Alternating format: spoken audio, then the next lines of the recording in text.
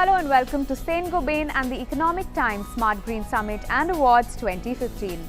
An event of this stature is the perfect forum for the government to share its vision with its key stakeholders, for the leading thinkers to discuss new trends such as cradle-to-cradle design, and for the industry to felicitate the stellar work being done by their fraternity.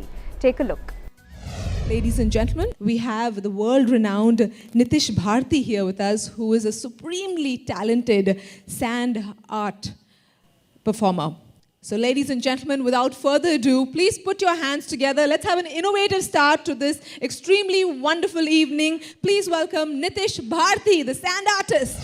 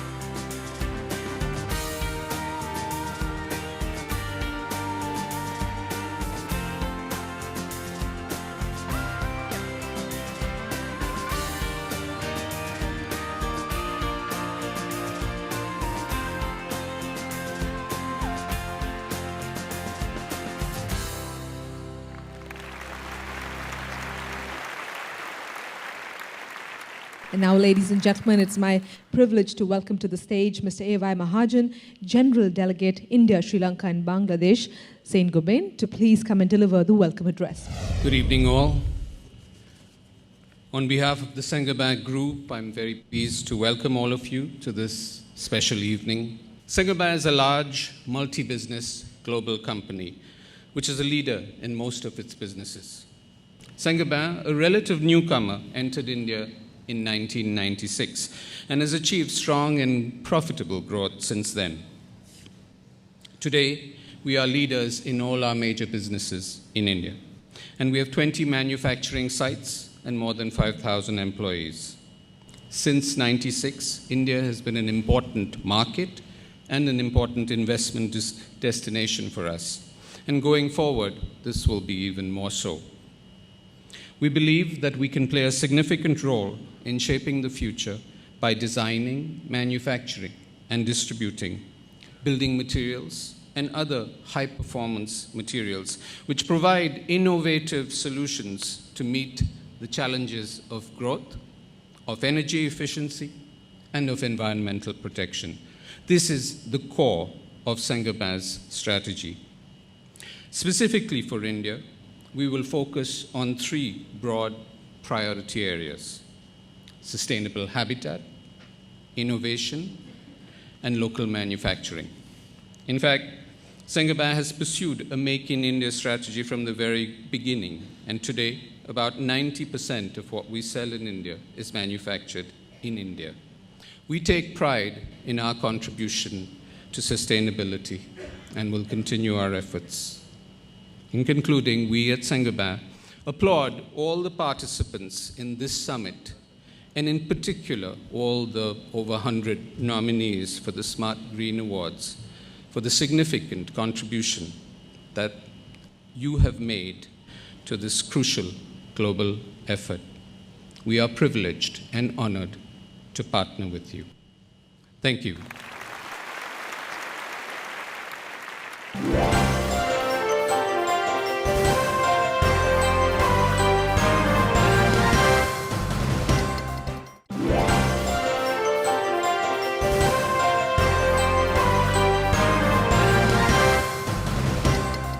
Setting the ball rolling, I'd start off with Sonali Rastogi. New smart green print for architecture.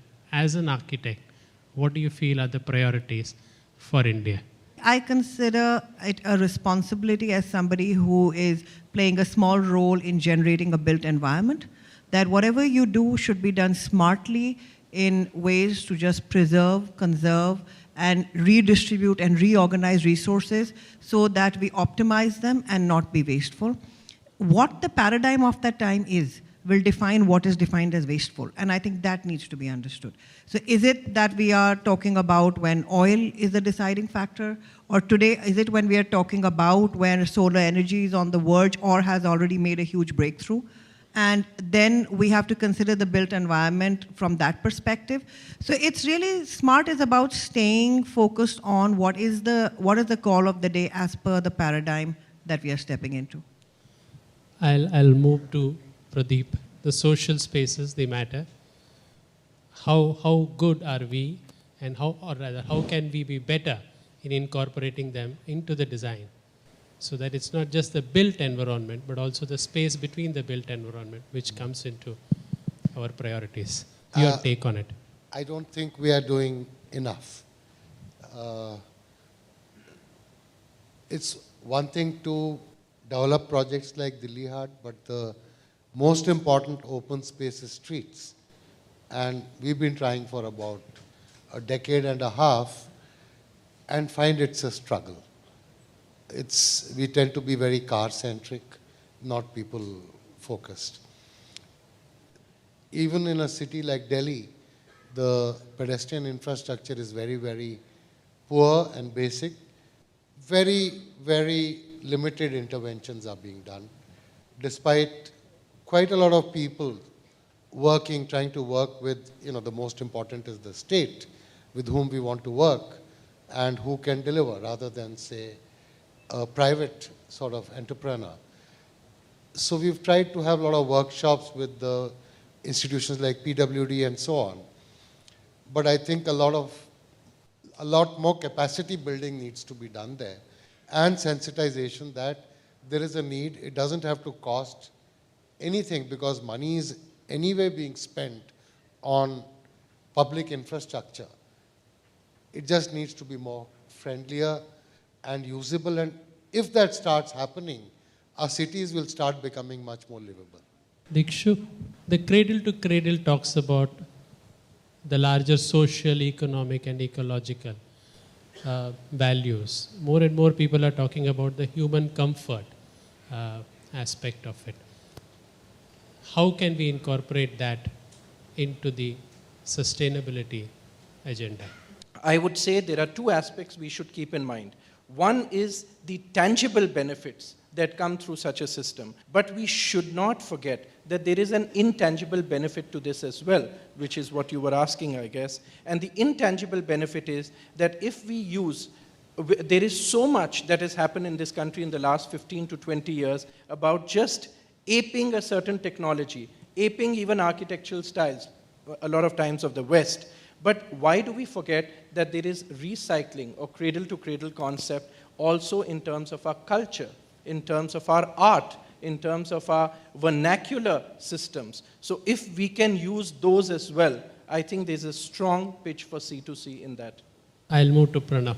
As developer, what's your take on cradle-to-cradle and sustainability? When we talk about sustainability and issues, in some cities of India, I would say 60 to 70% of India, people are still grappling with things like water, sanitation, issues like these, and they are just getting more and more grave and serious. So I think this is a very, very big issue, and today what's happening in Chennai or what's happening in Delhi is very, very serious. And all of us sitting here are responsible, and we must make sure that we deliver more of it. I'll take the ball now to Tanmay. Government has a lot to do, and usually it does it through regulation. And ECBC, it's still mainly a guideline, but it was really path-breaking work.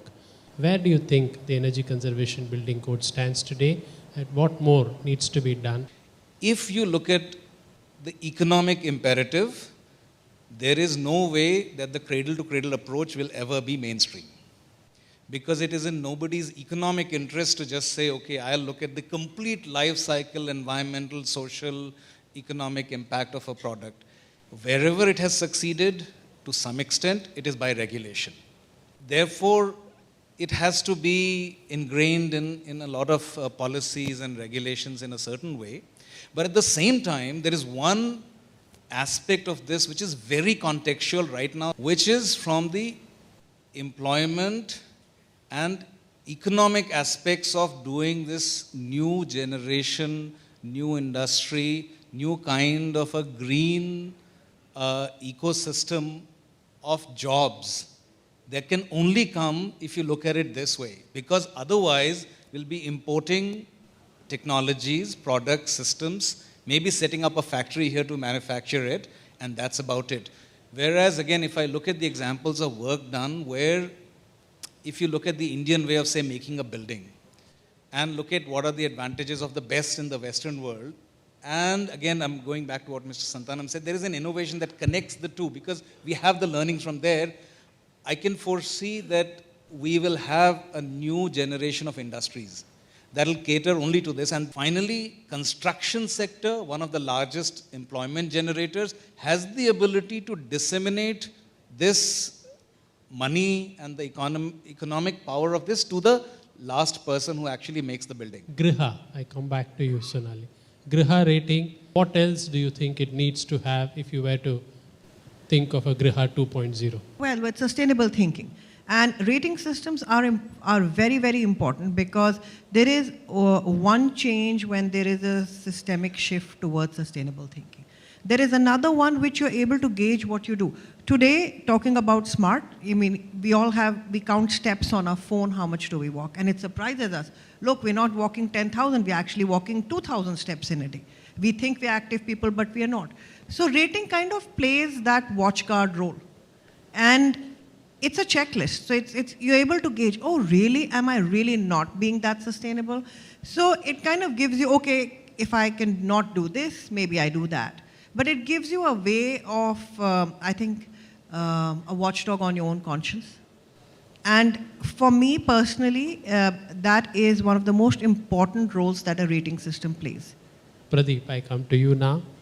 How do we take this entire movement forward in terms of a collaboration between industry, students, government, so that we take this movement forward? One, I think, is that the green building movement in the country has reached a certain level of acceptance as well as maturity very rapidly. So I think the tough part is over. What you need to do is perhaps take it to the next level to make things even more contextual than they are. They are fairly relevant to the Indian conditions at the moment. I mean, my reservation is that the number of design schools and engineering colleges that we have in the country today, perhaps you don't have adequate number of teachers who are properly trained. The students are bright, the young people catch on things very, very quickly.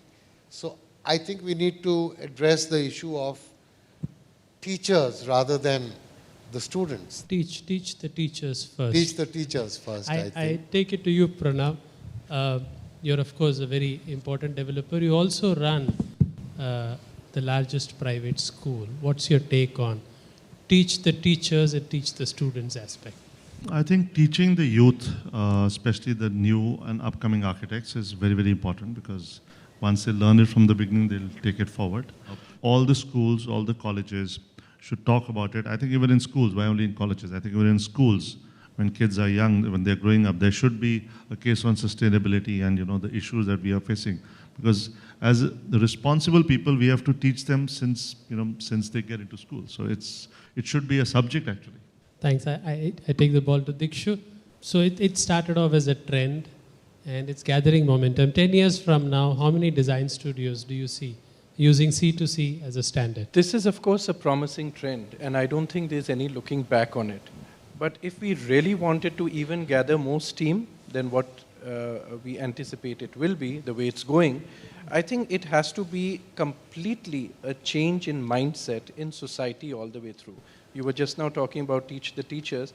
But I think what has happened in schools with certain aspects, if you see about environment sensitivity, whether it has been about say no to crackers or say no to plastics and campaigns like that, I think children in that sense are the focal point. If we really start young, at that point, if the next generation is already sensitized to the environment, to smart green cities shaping the future, etc., I think that will be a very promising trend. Because tomorrow it's not just about architects and designers. It is about your clients. It is about everybody else, all the other cogs in the wheel that fit into what ends up creating habitat. So if everyone is sensitive somewhere subconsciously, I think that's going to make a big difference. I think cradle to cradle, green, sustainability, the architects, the developers, the consultants, they have a role to play, but it really concerns all of us. And with that thought, we will conclude today's meeting, and hopefully we will do more about it. Beyond the architects, beyond the developers, and beyond the consultants, we as lay people, as consumers, we will do more about cradle and cradle, cradle to cradle, and green and sustainability. With that thought, I close today's session. Thank you, ladies and gentlemen.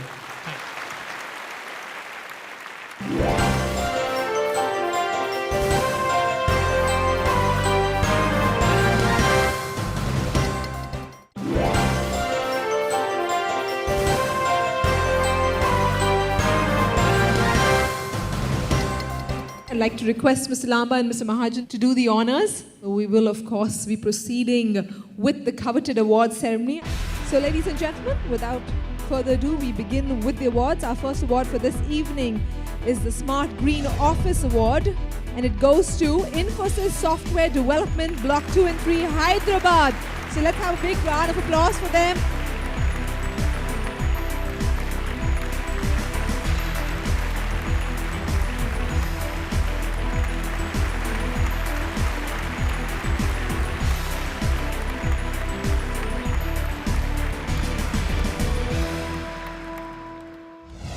Our next award this evening is for Smart Green Living Spaces Award, and it goes to Tao Architecture Private Limited.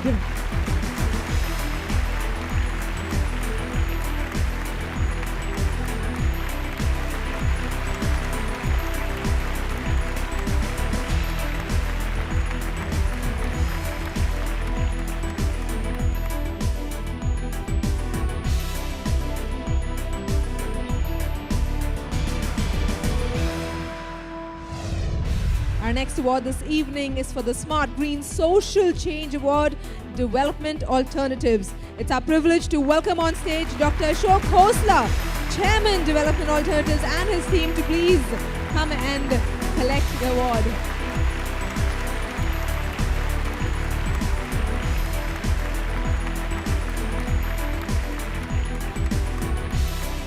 It's wonderful to have you here with us, sir, and congratulations. Next award, the Smart Green Technology Award. It goes to IIT Madras plus Sasken Communication Technology for the solar DC technology. Congratulations. IIT, of course, put the technology concept together, and Sasken, the heroes responsible for implementation.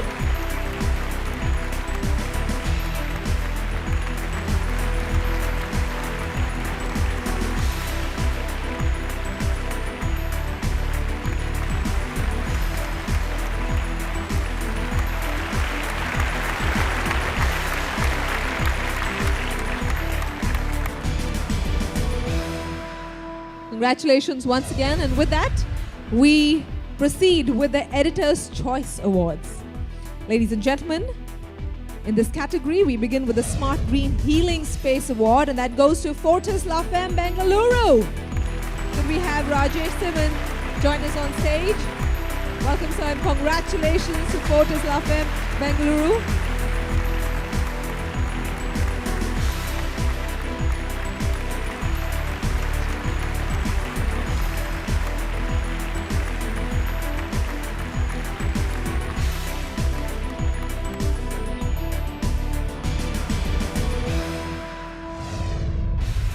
Our next award in the Editor's Choice category is the Smart Green Learning Spaces Award, and that goes to IIT Hyderabad.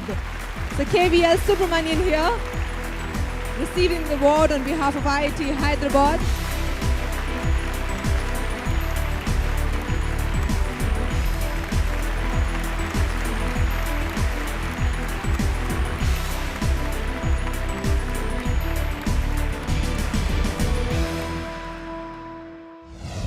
Our final award in the Editor's Choice Awards category is for Green and Sustainable Initiatives, and the award goes to IGBC. Could we have Dr. PC Jain, Chairman IGBC, to please join us on stage? Privileged to have you here, sir. Welcome. And heartiest congratulations.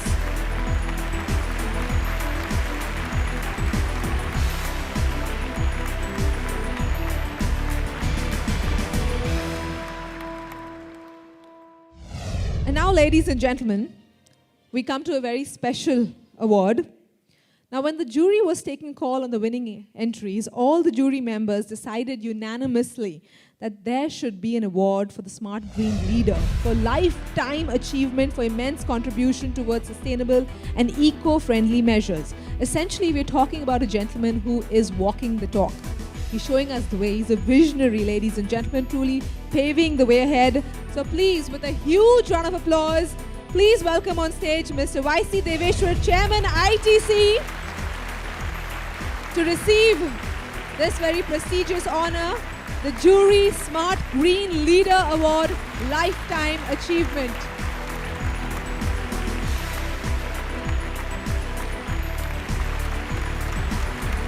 Yes, let's keep that applause going, really walking the talk, doing everything that's possible.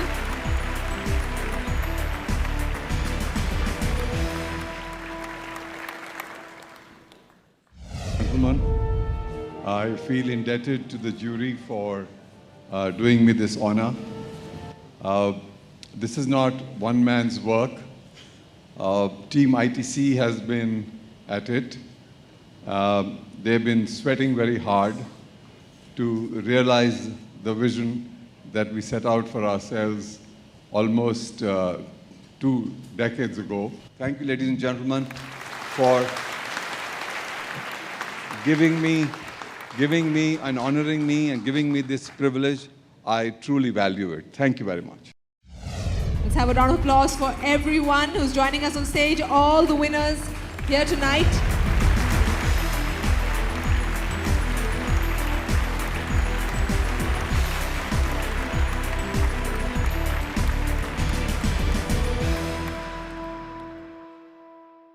Today, the government is very strongly in favor of partnering with the private companies like the CII, which I represent, Confederation of Indian Industries. And what has happened over the last 10-15 years, we have been going to all the developer, builder, architects. They all are accepting this as a base, despite there being no incentive. Only the last 2 years you see some areas like Noida, Jaipur, UP recently, entire state of UP, Calcutta, they are starting giving incentive to make green building. That means additional FAR, faster clearances, some reduction in property tax. So today we have an amazing marriage between the private and the government in terms of adopting the green norms. I must tell you, I'm also involved in writing the National Building Code of India. We are the only country in the world which has a code for sustainability. It's already published as Addendum 1. It will be now republished as NBC 2015. So India is very much on the path of using back what we learned from our great ancestors, that we must conserve, we must preserve. We don't have a right not to do it. Well, sustainability is not only going green. As you know, sustainability is also being competitive. In a globalized world, if Indian business is not competitive, then we will not be able to create livelihoods for the Indian people. About 12 million people are coming into the job market every year. So sustainability is a more complete a concept, which can only be then defined by the triple bottom line, which means the economic, social and environmental sustainability. The Smart Green Summit and Awards 2015, presented by St. Gobain and the Economic Times, saw industry veterans come together for a common cause. a quest to create a paradigm shift in the realm of architectural design and sustainable living. I hope you enjoyed our presentation. Thank you for watching.